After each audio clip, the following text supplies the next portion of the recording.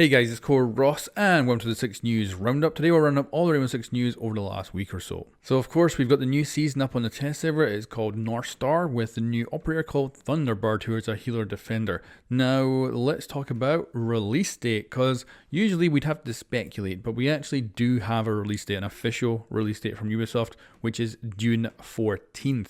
So that is going to be, interestingly, a Monday. And it'll also be a few days after the Ubisoft Forward event where they normally show off new games and stuff. Considering we didn't see an Elite get announced at all this time around for the reveal, I'm assuming maybe we'll see something Ubisoft Forward, maybe some other tie-ins for Rainbow Six as well, but other than that, yeah, that's a pure guess because it is the usual 3 weeks of test servers, so it's not exactly a big deal. What is a big deal though is potentially crossplay coming to Rainbow Six and hopefully cross progression, but let's not get too far ahead of ourselves right now. But the thing that's got everyone excited for the crossplay is that in the test server, if you go into the scoreboard and click on a player's name, it'll come up and tell you that they're on PC. Now of course everyone's on PC on the test server, but it'll also have an option there for console, presumably to let you know that person's playing on the console. So are we looking at crossplay? Again, Ubisoft Forward is just a couple of days before the release of this season, so could we be looking at an announcement of crossplay for Rainbow Six Siege?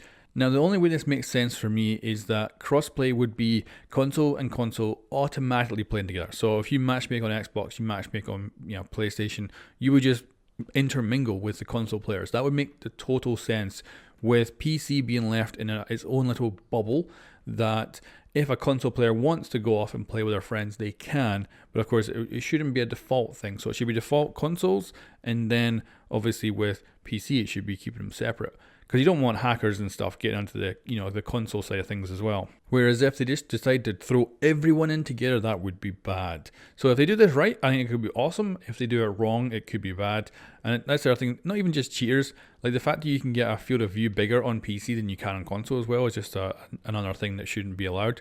So hopefully they do this correctly.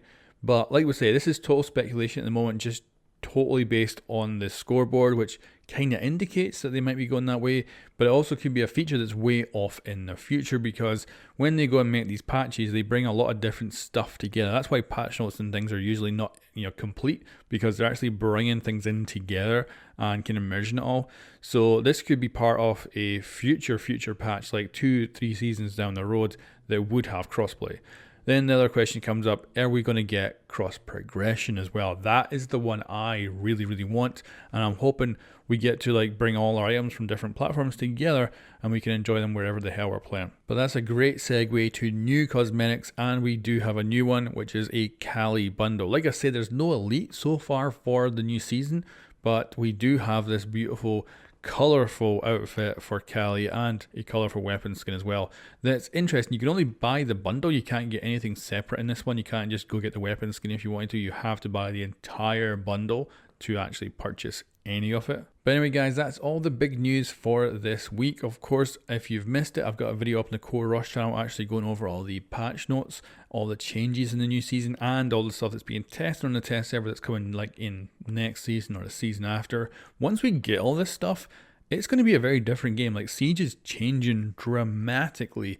Personally, I'm loving where they're going with it. They're really mixing stuff up. But of course, it's a risky thing because you could end up just destroying the game. But the game is also, I presume it's going to get smaller over this year, especially if Battlefield does well. Because at this point, Siege has done really good, partly because I think that so many other games have come out that have just been total trash. There's been so many AAA titles that just haven't been good. Siege being one of them. When it was launched, it was not really a complete game at the time. And I think Siege has managed to capitalize on that. Whereas if Battlefield, a first-person shooter, comes out and it's actually really good, I could see that impacting Siege dramatically when it comes to player numbers. But I'm also interested to see what these shakeups with the gameplay is going to do in the future. But anyway guys, thank you very much for watching, and I'll catch you next time.